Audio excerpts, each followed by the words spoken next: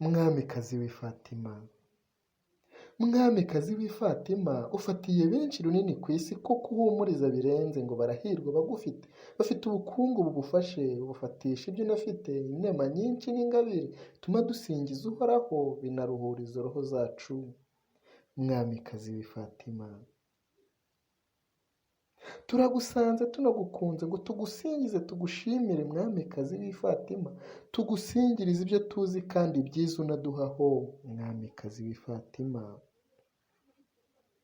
aha tugusanze turagukunze, ni ku gasongero k'ibyiza, ntawe usonze arimo agusanga. Umumara inyota n'inzara bye, maze ugahaza iyo roho ye. Mwamikazi w'i Fatima,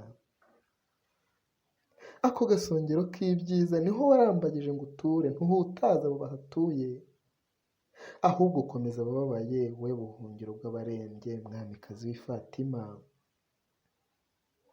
iyi Fatima tubona ifite byinshi bidufasha, ariko icyandutiye ibi byose ibyishimo ugarukana. Usohotse usindagira useka, urimo usanga abo wasize, uti nta gahinda nsohokanye kuko nasingije iyi sugi. Uwo mubyeyi ni Mariya.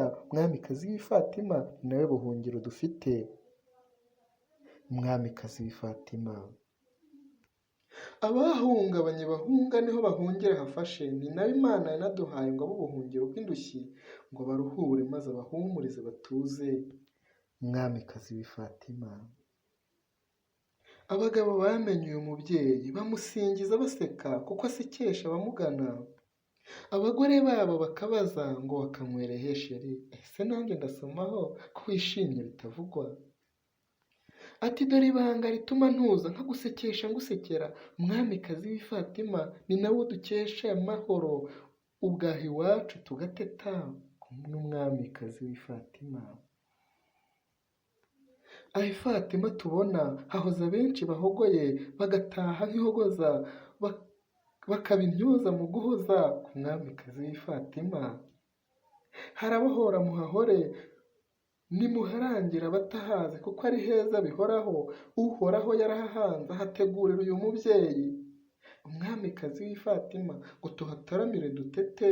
Umwamikazi w'i Fatima, turure neza ibyo yanahanze, twihagarariye igahogo, ibiduhiga bihigame, tuguhangire ibisigo, maze natwe tubahore. Ku mwamikazi w'i Fatima,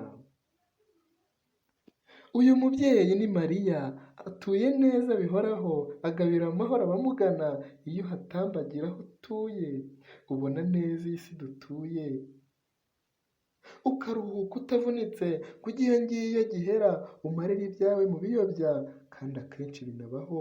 Mwamikazi w'i Fatima,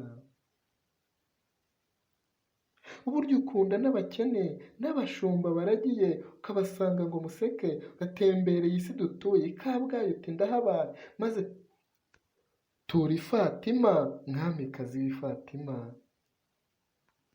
i Kabgayi turagukunda, komeza uganze i Fatima, jya uduhunda ibyo tudatunze. Mwamikazi w'i Fatima, ibyo dutunze ndabigutuye, gahora usingizwa Mariya, jya uri mwiza turagukunda.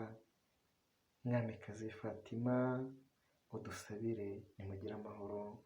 Mwari kumwe na Forodwari Diminani.